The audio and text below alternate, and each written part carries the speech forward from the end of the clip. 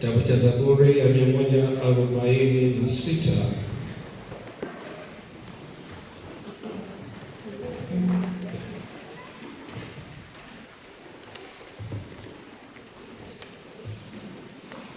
Ni wakati wa back to the altar, kurudi madhabahuni. Zaburi ya 146 mstari wa kwanza, wa pili na watatu unasema hivi: Haleluya, nafsi yangu umsifu Bwana. Nitamsifu Bwana Mungu ninaoishi, muda ninaoishi. Nitamwimbia Mungu wangu ningali ni hai. Msiwatumainie wakuu wala binadamu, ambaye hakuna wokovu kwake. Mungu atubariki. Tuendelee kumsifu Bwana tukiwa hai, na yeye ndiye kila kitu katika maisha yetu. Tuombe. Mungu wetu rafiki unayeishi juu mbinguni, unaturejesha madhabahuni kukukumbuka wewe, na umetuambia tukusifu tukiwa hai. Na sisi wanatukasa tunatambua kwamba uhai wetu kama vijana uko mikononi mwako, na ndio maana hatutachoka kusifu kwa nyimbo, hatutachoka kusifu kwa zaka na sadaka, hatutachoka kusifu kwa shukrani na hata kumega mkate. Basi ruhusu ibada hii ikaendelee kumilikiwa na wewe, kuanzia mianzo ya asubuhi hadi miisho, na hapo baadaye mtumishi atakaposimama ukateke nyara akili zetu, kwa jina la Yesu, amen.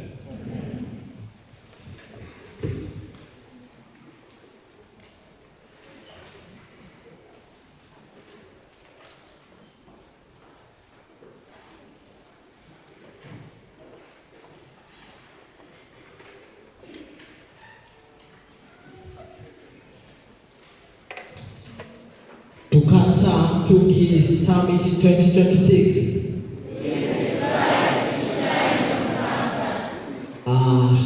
Na inaonekana kweli tutaenda kushine kwenye kampasi zetu baada ya mafunzo mengi ambayo tumekwisha kuyapata kwa muda wa takriban siku 6.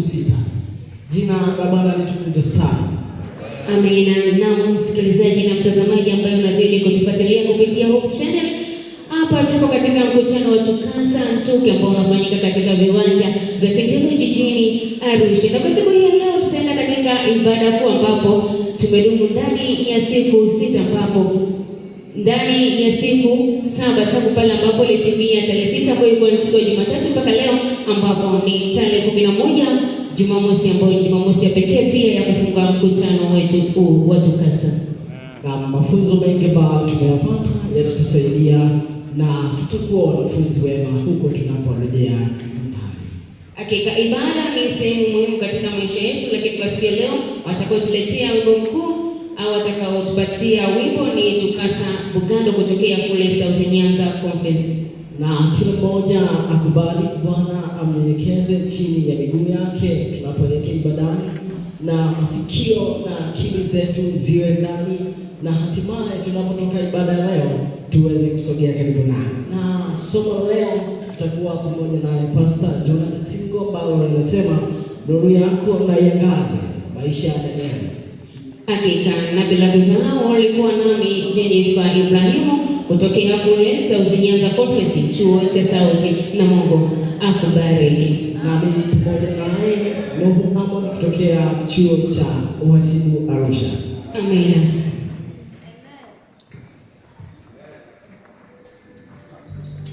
Bwana Yesu asifiwe. Tusimame wote na wimbo namba 184, kitabu kikubwa mlimani pana Mungu. Beti la mwisho tutasubiri instrumento wapige beti zima, then tutaingiza wote.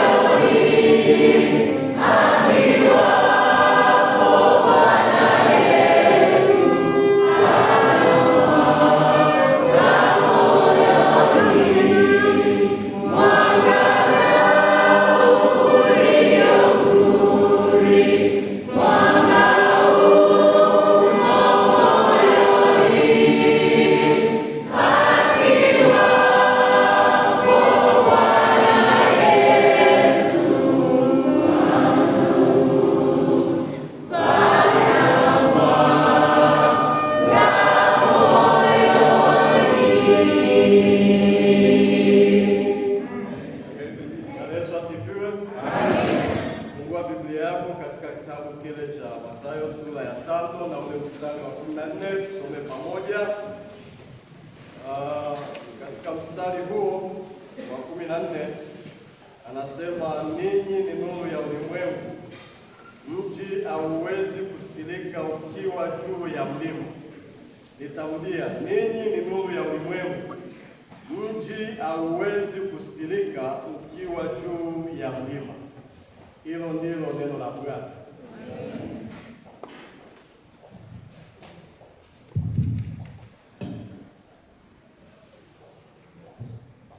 Basi tukiwa tumesimama na kwa unyenyekevu mkubwa, tukiinamisha shingo zetu tunapofumba macho kwa ajili ya kuomba, basi na tuombe wakati naendelea kuomba pia.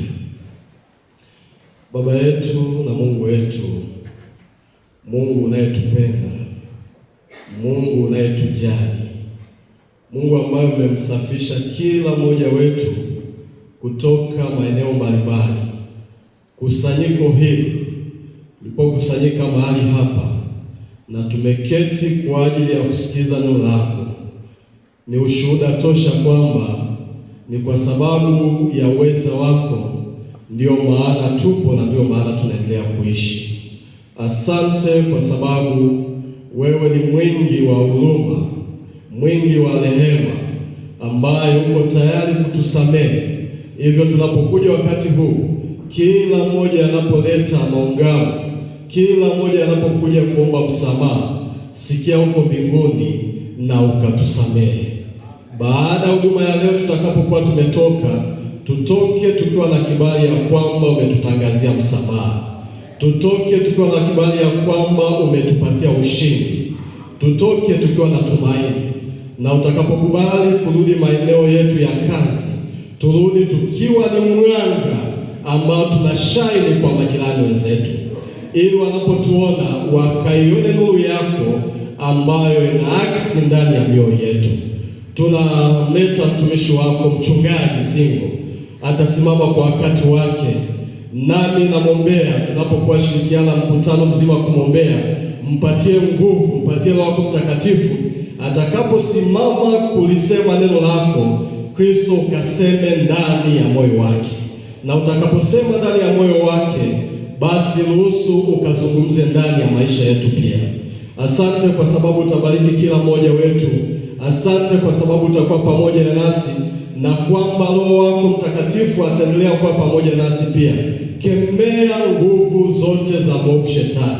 Tupatie mkutano uliotulia, usiokuwa na fujo yoyote, badala yake Kristo tukakuruhusu katika maisha yetu.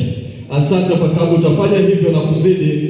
Ndivyo tunavyoomba kupitia jina la Bwana wetu Yesu Kristo, na kila mmoja akisema amen.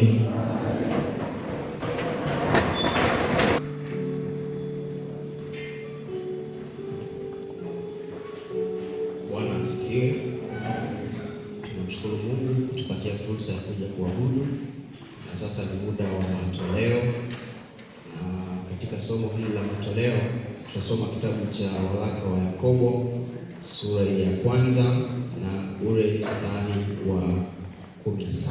Biblia inasema, kila kutoa kuliko kwema na kila kitolewacho kiliko kamili hutoka juu, hushuka kwa Baba wa mianga, kwake hakuna kubadilika wala kivuli cha kugeuka. Nitarudia tena, kila kutoa kuliko kwema na kila kitolewacho kilicho kamili kutoka juu, hushuka kwa Baba wa mianga, kwake hakuna kubadilika.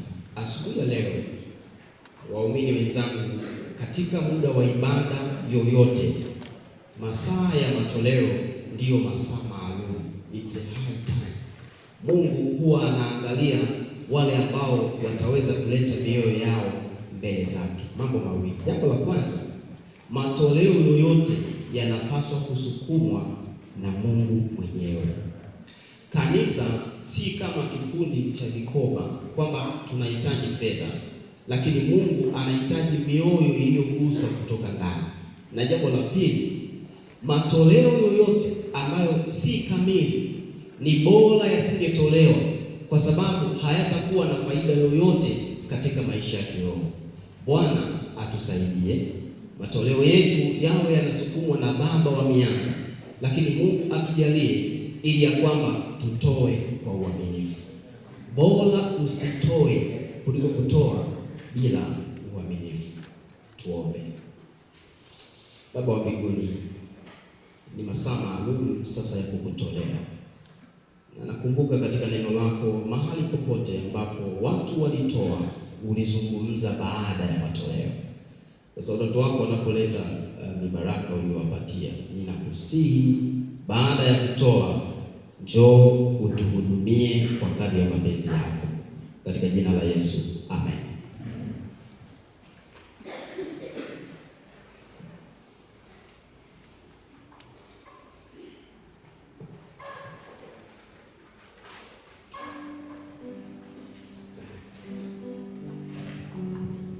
Tunapotoa sadaka tutaimba wimbo nambari 198, vitabu vikubwa 179, vitabu vidogo.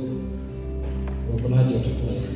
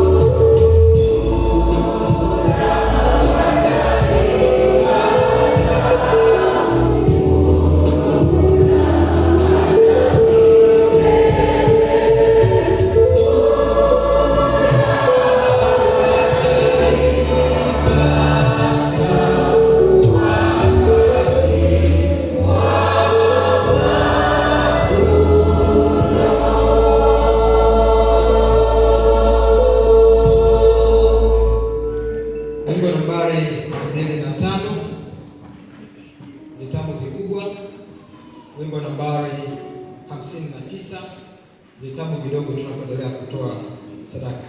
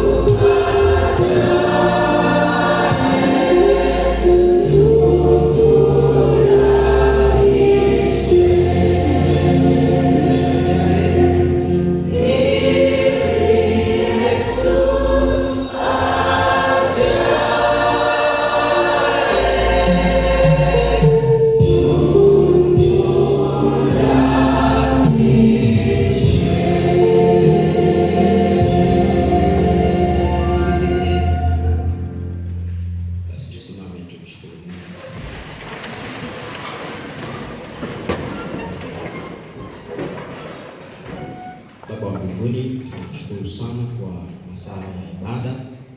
Watoto wako wametoa kutoka katika vile ulivyowapatia. Tunaomba matoleo haya yawe kama toleo lako lile pale msalabani. Wabariki watoto wako kwa kadri ya mapenzi yako, na wasaidie kutoa kutoka katika mioyo yao. Asante kwa kuwa programu zinazoendelea utakuwa pamoja nasi, katika jina la Yesu Kristo, amen.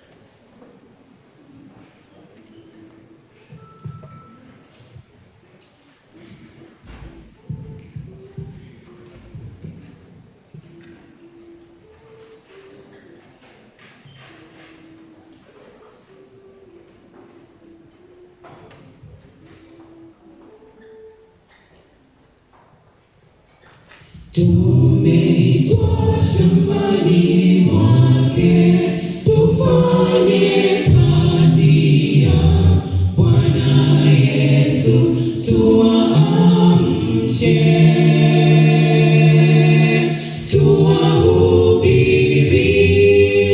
tuwahubiri, tukiwatia moyo wote warudi kwa Yesu, kwa Yesu. Hapo twapata nyenyekezwa kwa upendo agape wake Mungu, tukikubali kufanya kazi,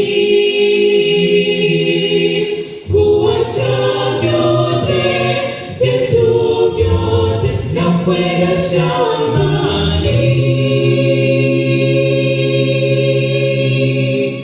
Tumeitwa shambani mwake, tufanye kazi ya Bwana Yesu, tuamshe,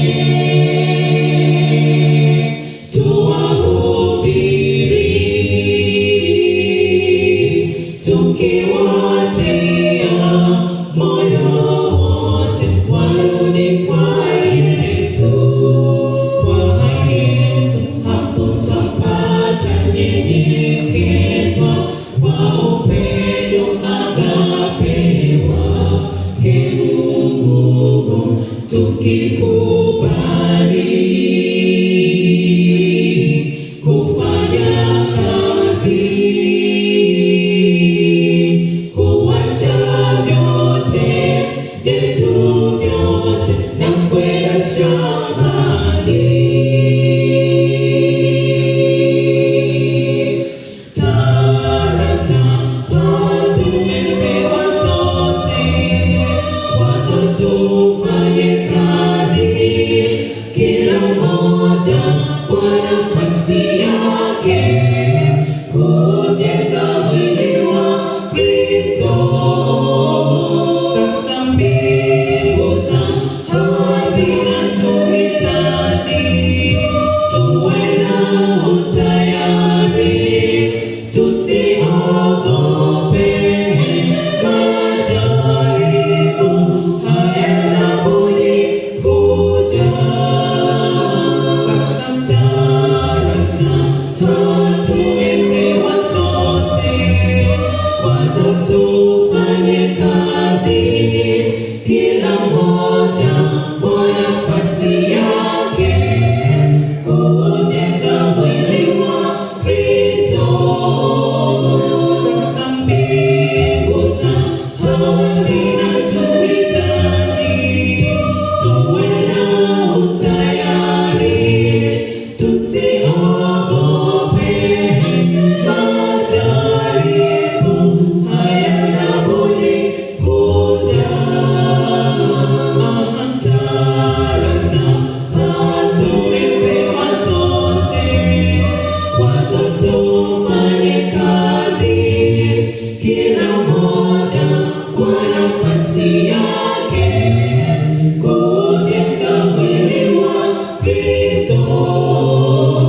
Sasa mbingu za zinatuhitaji, tuwe na utayari, tusiogope majaribu, hayana budi kuja.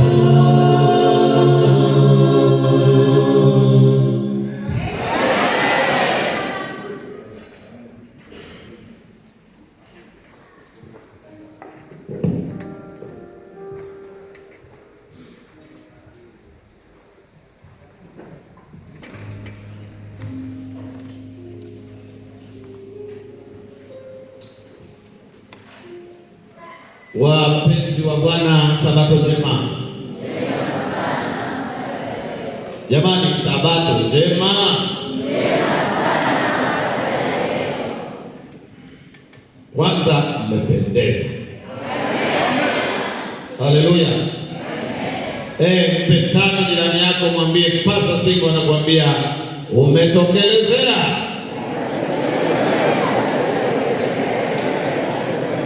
Haleluya.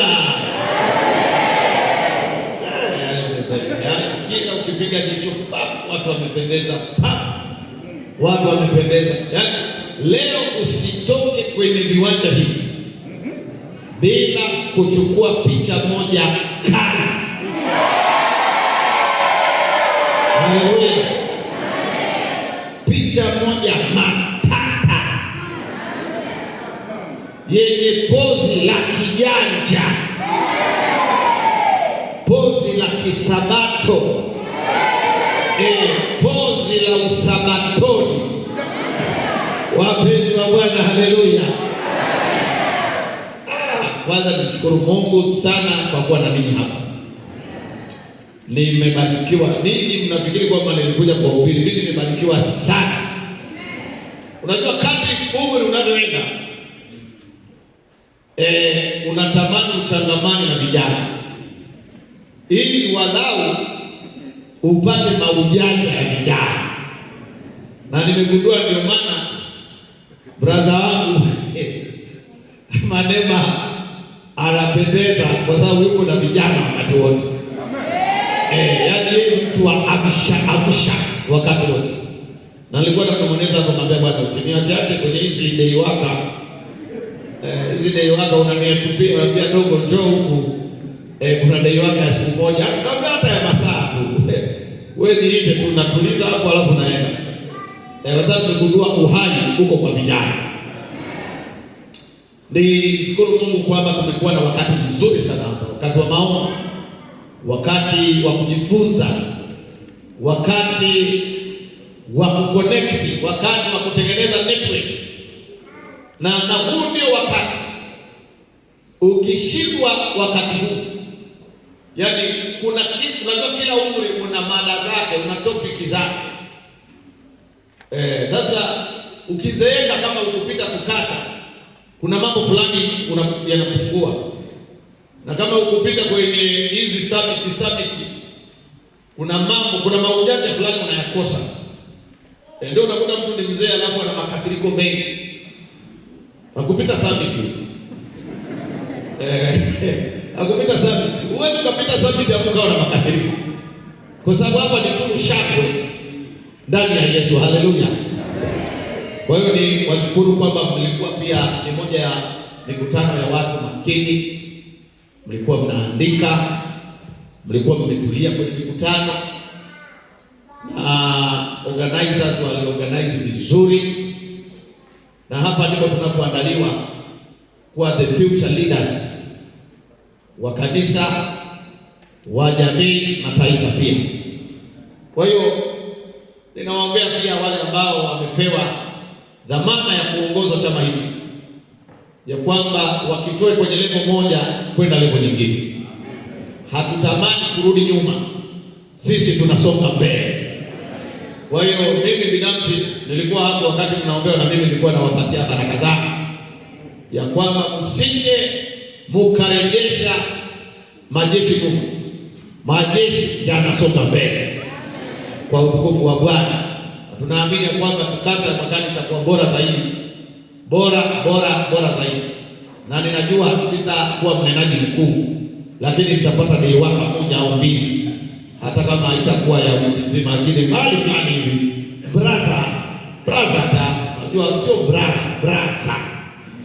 Hii braza ya kibongo hii.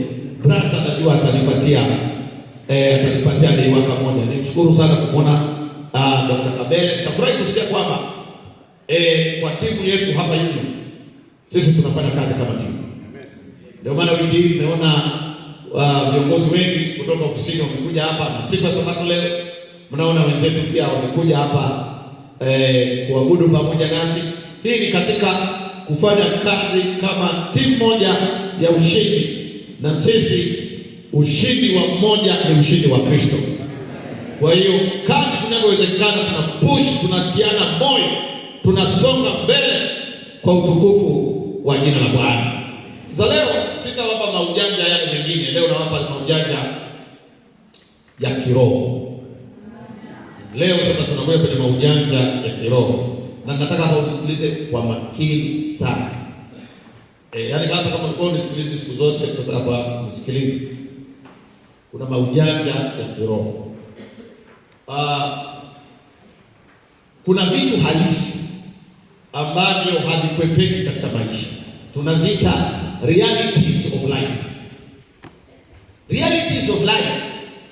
Moja ya reality, kuzaliwa ni halisi. Yaani kuzaliwa is real. Yaani sio kitu ambacho unaweza kukifake. Umezaliwa. Kwa kuzaliwa ni halisi. Na bahati mbaya kwenye kuzaliwa huandiki barua kwamba nizaliwe wapi. Na umejikuta tu kwamba yaani Mungu katika design yake anatupanga yeye tuzaliwe wapi. Na mimi namshukuru Mungu kwamba nimezaliwa Tanzania, Afrika. Sijuti, kwa sababu nina opportunities za Kiafrika. Particular nimezaliwa Bongo, Tanzania. Kuna opportunity za kuwa Bongo. Hiyo ni reality ambayo haiwezi kukwepeka, na ni lazima uenjoy hiyo reality ya kuzaliwa. Yaani furahia kuzaliwa, furahia kuwa Mtanzania, ikubali. Dokta, kwa sababu hana muda wa kueleza mambo haya, kuna magonjwa ya wazungu ambayo Waafrika sio ya kwetu. Hata wale wanaojifunza medicine, kuna vitu hawajifunzi, wanajifunza tu, lakini hasa wana concentrate na vitu vya Afrika. Yaani mimi kuwa Mwafrika, hii ni ngozi ngumu. Haleluya. Amen. Wapenzi wa Bwana asifiwe. Tuna vinasaba vigumu, watu ngangari. Ndio maana Wakoloni walipokuja walikufa tu wakati sisi tunaendelea kuishi kwenye maisha yetu. Covid hapa wakatucheka, wakasema watakufa kama sisi mimi. Kumbe sisi miili yetu kwa adapt ni rahisi. Hili vumbi tu linakutengenezea immune. Vumbi, hali ya hewa yenyewe. Wewe mara ngapi bado umekula chakula bila kunawa? Watu uzuri ndio sasa hivi wewe mmezaliwa kipindi hiki cha ushuani hiki cha watoto wa kishua. Hamoja kulia sisi tulivyokuwa kipindi kile katika mambo magumu ambalo unaokota embe chini unalifuta kwenye shati. Hapo unakula. Na maisha yanaendelea. Na haugui tumbo utafikiri tumbo lako lina pharmacy huko ndani. Hayo ndio maisha. Kwa hiyo nafurahia kuzaliwa Mwafrika, Mtanzania. Tuna privilege hizo. Ni reality ya pili. Ni reality ya mapambano.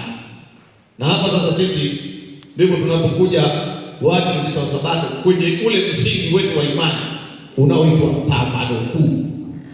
Wakristo wengine kule nje wanaita spiritual warfare. Mapambano. Hapa kwenye reality ya kuzaliwa nimeruka mambo mengi. Ni somo nalo la namna yake. Lakini hapa sisi tunapata mionjo tu. Maujanja hayo mengi. Unajua maujanja ni kama kamboga kama jani akawi kingi. Kakiwa kingi kanakosa utamu. Kanakuwa kadogo tu unalabalaba hivi jamani. Hakuna kingine unataka kameisha. Sasa pambano kuu. Na pambano kuu, dhana ya pambano kuu ni pana. Na kwa bahati mbaya ama nzuri, kila nguvu inawataka vijana. Shetani anataka vijana, Mungu naye anataka vijana. Sasa wewe utambue kwamba vijana ninyi ndio target ya kila upande. Wewe target ya kila upande. Na ni lazima muwe watu wa kuchagua upande. Na ndio maana tumekuwa hapa siku zote hizi kuwahimiza kukaa upande wa Bwana, kwa sababu mapambano ni halisi. Ndio maana ukizaliwa tu lazima ulie. Hao siku madaktari wana serikali katika kulia. Mimi sio daktari. Lakini lazima katoto kalie, yani lazima katatengenezewa mazingira ya kulia. Yaani ikimaanisha umeingia kwenye uwanja wa mapambano. Yaani hicho kilio tu ni mapambano. Na hayakomi. Linatoka moja, linakwenda kingine. Sasa siko hapa kuwatisha. Niko hapa kuambia katika haya maujanja ya kiroho, hakikisha kwenye pambano uko upande sahihi wa Bwana. Na unakuwa upande sahihi wa Bwana kwa namna gani? Kwa maombi. Ulimwengu sisi ambao tunashughulika na mambo ya kiroho hapa, wachungaji tutawauliza. Shetani ameongeza juhudi zake katika kipindi cha siku za mwisho mara 2 zaidi. Kijana, kama hutakuwa mtu wa maombi, utatekwa. Lazima uwe imara. Kwanza uweze kujisimamia, uweze kuamua. Usiamuliwe na jamii, usiamuliwe na pressure za maisha, usiamuliwe mambo yako na watu. Amua, yaani ujiwekee uthabiti wa kuamua. Hata kama watu wengine wanalewa, wewe uamue kwamba sitalewa. Sitakunywa pombe. Wapendwa wa Bwana asifiwe. Yaani sitakunywa pombe si kwa sababu baba yangu amenikataza, sio kwa sababu mama yangu amenikataza, hapana. Sitakunywa kwa sababu neno la Mungu na mimi ni mtoto wake, sitakunywa. Vijana tuko pamoja, watu wanatokasa. Tuko kwenye pambano, wewe lazima unatii. Na shetani ana influence kubwa mno. Uongozi ndio somo letu la leo tutakalokuja baadaye. Lakini tuko kwenye pambano kuu. Habari ya uchawi, ushirikina. Hii bongo ni watu wanaamini ushirikina sana. Mpaka kwenye mitihani. Watu wanaamini ushirikina kwa kupitiliza. Iwe kwenye biashara, iwe kazini. Watu ni walozi, watu wanaloga. Kwanza tukulogwa nyumbani kwenu. Kwa nini ambao umetokea kijijini? Wewe unafikiri kwa nini watu wakipata hela hawajendi nyumbani kwao? Wanaogopa kulogwa. Wewe ndio msomi peke yako, umetokeza university, umetokeza chuoni, unafanya diploma, unafanya certificate. Wengine wote hawaweki, tayari unaanza kupelekewa mambo ya nguvu za giza. Simama upande wa Bwana. Simama upande wa Bwana. Usiposimama upande wa Bwana, shetani atakubeba. Lazima wadhihirishie watu pale nyumbani kwamba wewe umesimama upande wa Bwana. Kuna mmoja akaniambia, mchungaji, mimi bwana tu nikiingia mtihani ninalala. Nikamwambia wiki hii hapa nimepigiwa simu hapa na mzazi mmoja. Akaniambia, bwana mchungaji, niombee, mwanangu alikuwa anafanya vizuri sana form 1, ameenda form 4, ameingia form 4. Mtoto akili zimepotea. Hata kulikodi, anambia yeye mchungaji, sijui ni kitu gani. Nikamwambia hapo ni pambano kubwa. Lazima tuombe huyo mtoto afunguliwe. Najua zinaweza kuwepo similar cases hapa za namna hii,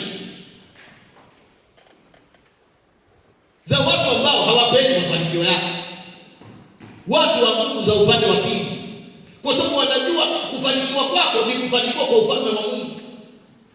Kwa vijana, ninaita wito katika maujanja ya kiroho, uwe kijana wa maombi. Bwana Yesu asifiwe. Alafu mimi ninahimiza wewe mwenyewe uombe. Badala ya kuombewa na kumsumbua Pastor Manema usiku wa manane, mchungaji usiku, usingizi umepotea. Sasa pastor hapo ndio amelala sasa hivi. Kama wachungaji lazima tunaipata. Mimi mara nyingine nalala saa 7 na saa 8. Hasa wakati wa kulala, ndio tu nimeegesha hivi. Nashangaza unasikia mchungaji, huu ni wasaa wa maombi, usilale. Kama mwinjilisti, wewe kwanza mimi nilikuwa wainjilisti wa leo. Sasa ndio mwinjilisti, mimi ndio nalala saa hizi. Sasa ndio nalala saa hizi, sema hayo basi tuombe tu kidogo. Hata hapa ndio kwamba kuombewa si jambo baya, lakini wewe mwenyewe uwe mtu wa nini? Yaani uwe na uzoefu ndani. Alafu katika kukabiliana na pambano uwe mtu wa kusoma neno la Mungu. Moja ya sifa za Waadventista wa Sabato ni watu wa kitabu. Yaani inawezekana wewe mwanatukasa unanitazama hapa, haujui amri 10 zimeandikwa wapi. Yaani kweli kabisa hivi unamtumia mchungaji chache. Unamwambia pastor bwana asifiwe. Unaendeleaje Sabato njema? Kumbe unataka kupiga kizinga cha fungu. Sasa hivi amri 10 zimeandikwa, iko ni Mathayo ama